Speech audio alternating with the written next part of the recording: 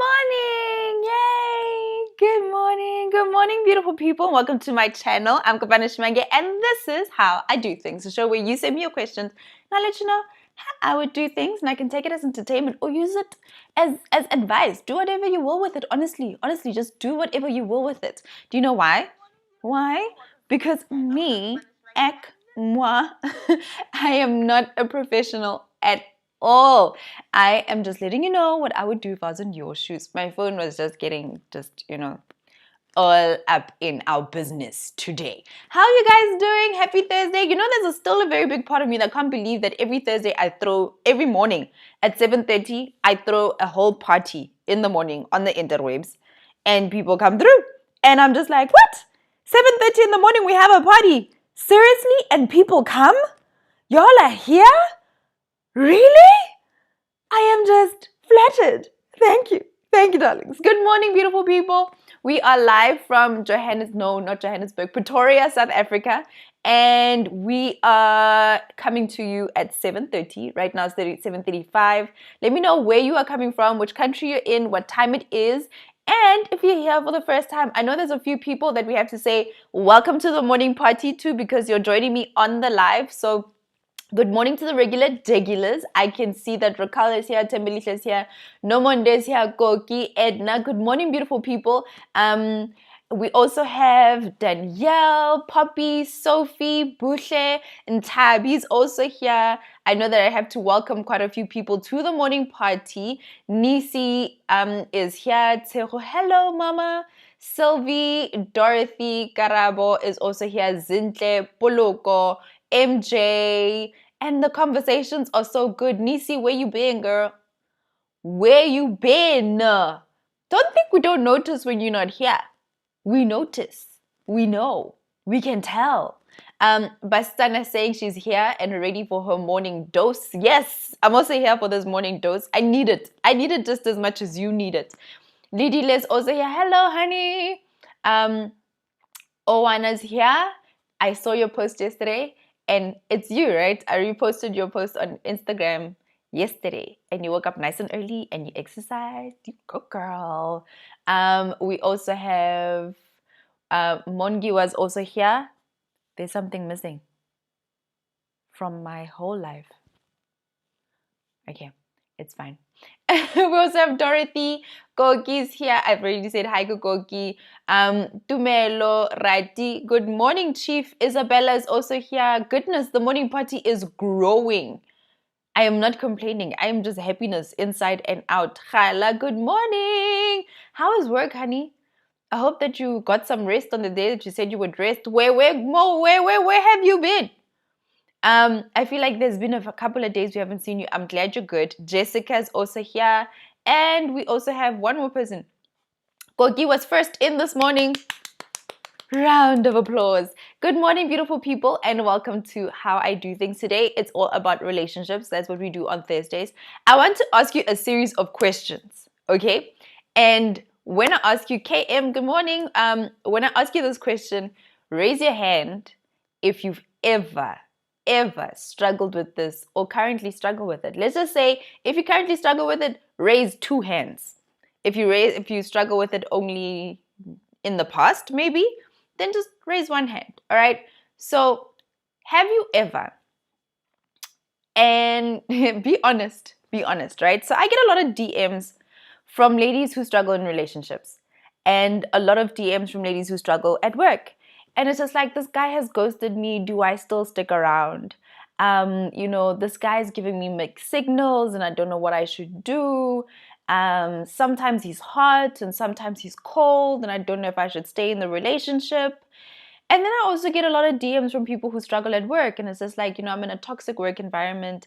And sometimes you don't say the word toxic, but you can tell that by the way you're describing it, it is a toxic relationship.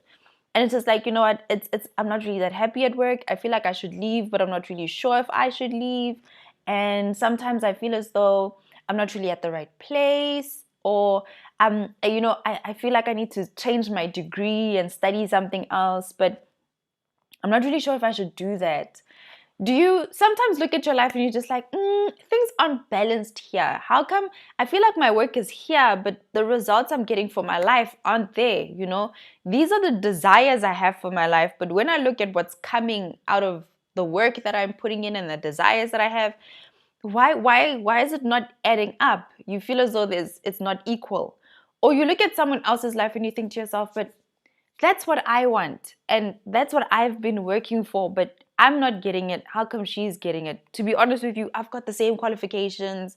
I've got the same desires, and I'd like to think that I work just as hard as she does. Or sometimes, what about in relationships? In relationships, do you ever think to yourself, I think there's something that's kind of lacking in some way or another in my relationship. I wish my guy was a better communicator, or I wish that we had a little bit more adventure in our relationship, or I wish it was a little bit more romantic. Do you sometimes feel like you deserve more in your love life and you're just not getting the more that you think you deserve? Or even worse, you are in a trash relationship or in a trash dating situation where you keep dating the same type of guys over and over again and you keep running into the same problems. Let's get into work. Do you ever feel like you could do better in your work environment? Like the work environment that you have, people don't listen to you, or you feel like people don't take you seriously?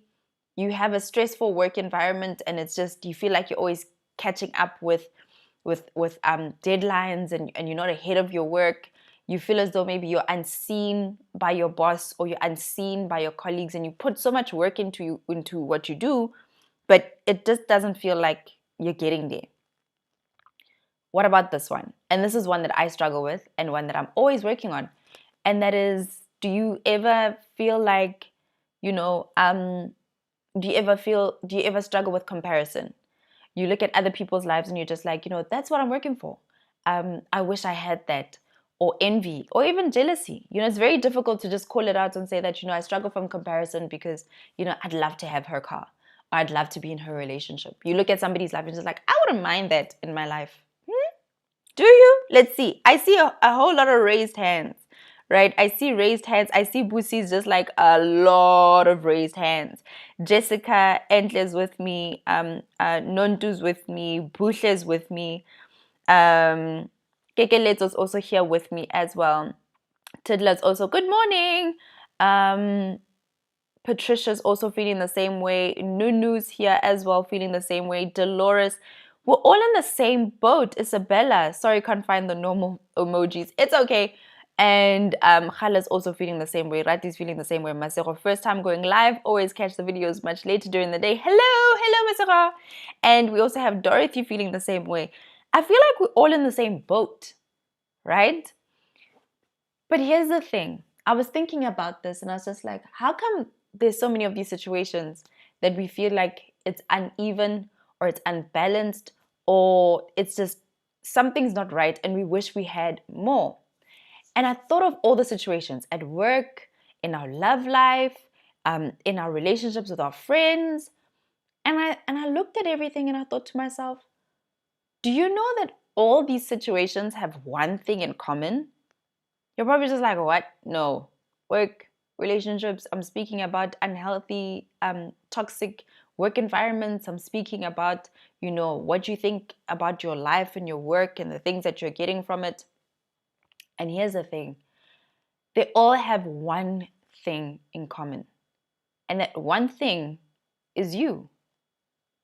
Your work environment, your financial life, your love life, comparison, all of those things have one thing in common, and that one thing is you. Your relationship with your in-laws, your relationship with your friends, your relationship with your man, your relationship with your colleagues, your relationship with your work environment, your home environment. They all have one thing in common, and that thing is you. I think one of the things that used to piss me off a lot is when somebody used to tell me that I need to change or I need to work on something, even though I look at a situation, it's like, why must I always be the one to change?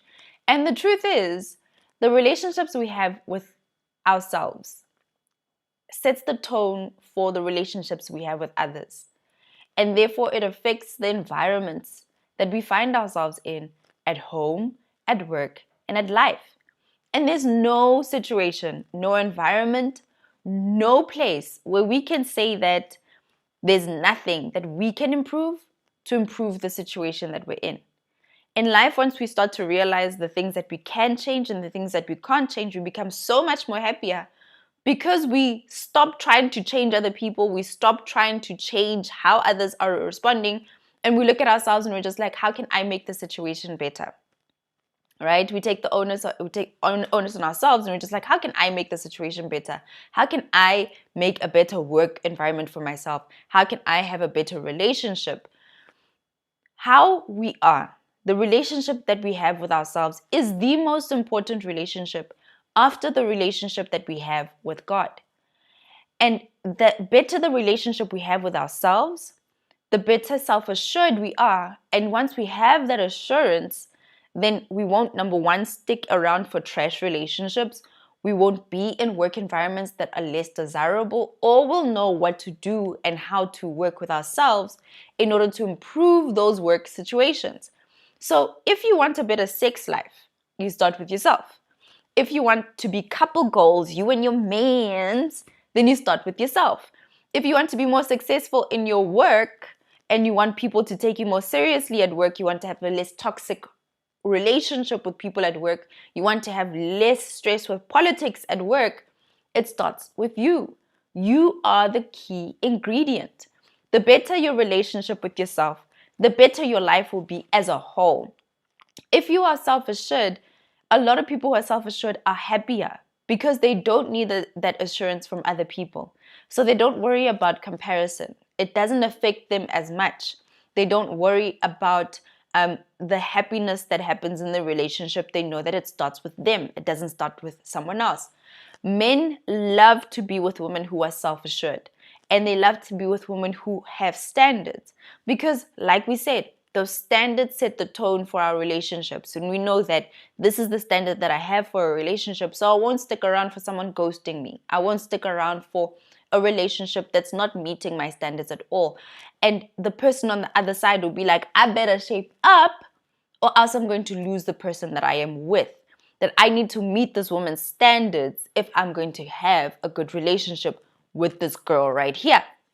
All right, so what's happening in the conversation? So let's see. Where said, I struggle with comparison with my age group. For me, it's the whole thing of not having my own family when my friends do. I'm not jealous though. In comparison, we don't want to call it jealousy. We don't want to call it jealousy, but it kind of is sometimes. You know, sometimes we just have to call ourselves out and just say, you know what, it is, comparison is a form of jealousy, and it's the root of it. It starts there and it just continues to evolve from there, and it just becomes something else. I used to be like that with my career and love life, but then one day I realized that I'm running my own race and it should be at my own pace. Exactly. I love that, Khala. Sylvie, yesterday I read a quote that said, the problem of putting others first has taught them that you come second. Put yourself first. That change for me. I love that.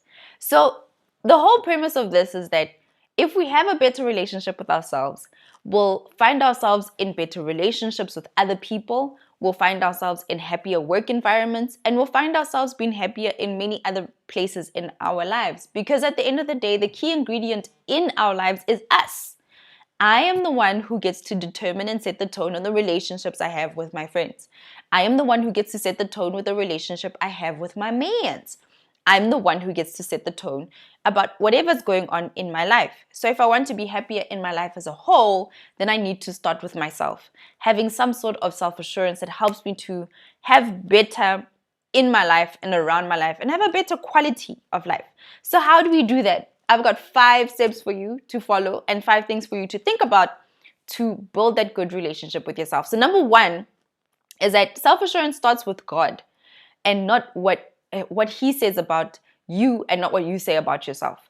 A lot of the times we want to have self-confidence, and in life we need to learn to have God confidence. what I've found with many of the questions that I get in terms of the relationships that we have, and I'm scared to, for example, I've got a lot of questions about people who want to practice celibacy, but they're very scared of losing the person that they are with in their relationship. And it's almost like we need some sort of validation, or we need to have some sort of approval from the people that we are with. And that approval shouldn't come from him. It shouldn't even come from us. It should come from God.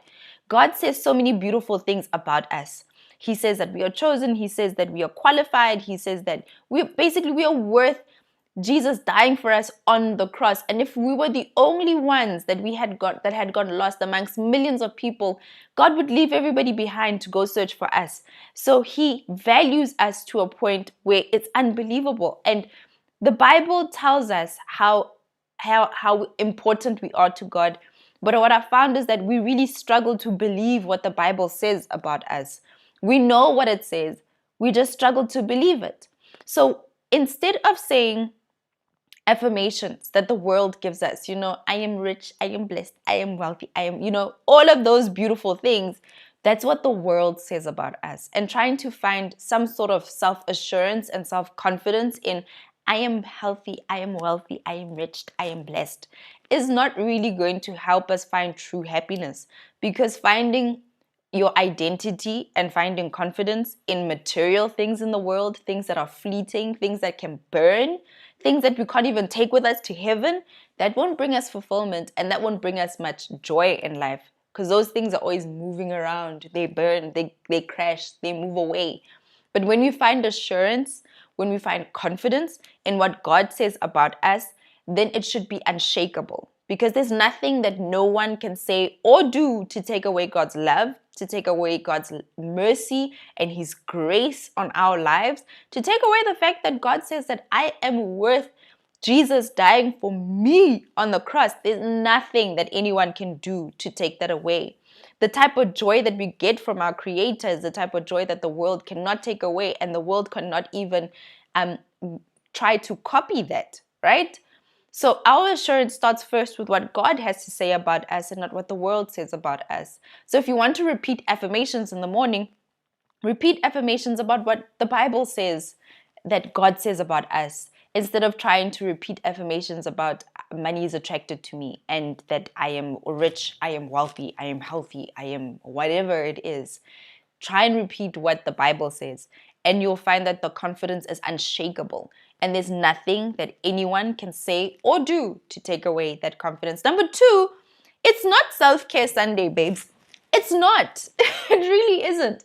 When you start to say build a relationship with yourself, and people start to think that, okay, Self-Care Sunday, I'm going to take some time to put a mask on my face, and I'm going to take some time to shave my pits, and I'm going to take some time to do all of these things. That's good and that's great. You're showing yourself self-love, and that's good. But I'm talking about a whole new level. It's levels above that. What we are talking about here is a relationship with self. And no mask, no bubble bath, nothing, no shaving creams, no relaxer, no conditioner is ever going to amount to what you need to have a good relationship with yourself. You can mask your face with gold and platinum and diamonds, but it still won't give you the self-confidence that you need to walk into an office, be self-assured to a point where you can walk up to your boss and ask for a raise that you deserve. There's no mask that you can put on your face that's going to make you walk up to a man and let him know that I don't accept that in a relationship. This is what I accept in a relationship. And if you don't match up, you can leave. And you're still happy whether he is there or whether he is not. There's no mask, babe. It's not there. It just doesn't exist. You're not going to find it. There's nothing that can do that for you except for a real, true relationship with thyself. And a relationship with thyself actually starts with point number 3. Active time talking to yourself about yourself. Give me a second.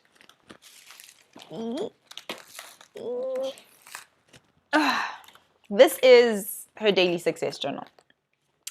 And every single day, one of the questions is, how do I feel today? I created this question when I think I was struggling with, I think, comparison, and I was struggling with mostly comparison, overwhelm, and anxiety. And looking at other people and how well things were going for them in the same industry I was in made me feel like I was not being favored by God. And I was just like, Lord, why do I have to work so hard when that person's not working that hard, but you're blessing her? You know what I mean? And I was struggling with anxiety because there was a lot of things on my to-do list. I was feeling overwhelmed. And what I started to realize was I started to seek validation from my husband. I started to seek, his approval of the things that I was doing. That if I wasn't doing what he told me to do, then I would become very sad and very unhappy. So when I created this question, I got back to the point where I need to stop doing things for other people. And honestly, the other people I care about is family and my husband. I really don't care about other people outside of that. But it's still very unhealthy to seek validation from, and it happens a lot with married women, where you seek validation from your partner when your happiness lies in the person that you're with. And it's a very dangerous place to be. And you have to find that self-assurance in yourself and outside of the partner that God has given you. So that question really helped me to have a conversation with myself about myself. Being honest and saying that, I feel overwhelmed today, or that, I saw this person's doing that and it made me feel A, B, C, D, E. And being able to look at myself and say, why are you jealous of another girl? God has got his own plan for you, and God is doing something different with her. So that's why this question for me, and it asks you this question every single day. And sometimes I go down here to write about, that this is how I feel and this is how that person makes me feel, or, and finding out where are the gaps in my self-assurance? Where are the gaps in what God says about me? Why am I not believing what God has said about me, that he wants good things for me, that his plans are to prosper me, and he's only got good intentions for me, that God will do abundantly above and beyond whatever I can ever dream for myself, and that God's timing is perfect. Why am I not believing those things when the Bible says it? But it takes actual active time with you talking to yourself about yourself. And how often do you do that? Put up your hand if you actually do that every day. Very few people do that.